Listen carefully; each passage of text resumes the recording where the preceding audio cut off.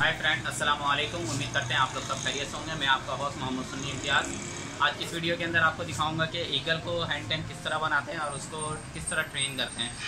ये आज एक दोस्त की तरफ से आया है, ये उसके घर में ये आ गया था और थोड़ा सा चोट वोट लगा होता है, इसकी ट्रीटमेंट कर दिया है और इसको थोड़ा सा ट्रेन करेंगे। ट्रेन करने के बाद इसको जो है फिर हैंड टैम बनाने की कोशिश करेंगे।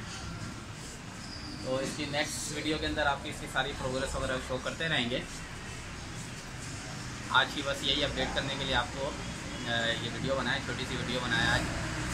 तो आप अगर हमारी चैनल एम सुन्नी इम्तियाज़ इन्फॉर्मेशन चैनल पे नए हैं तो चैनल को सब्सक्राइब कर दें। सब्सक्राइब करने के बाद आपके डेस्कटॉप के ऊपर एक बेल आइकॉन अपर हो जाएगा, उसे भी क्लिक कर दीजिएगा ताकि नेक्स्ट आने वाली वीडियो आपको आसानी से मिल सके। ओके फ्रेंड, अल्लाह हाफिज़, टेक केयर।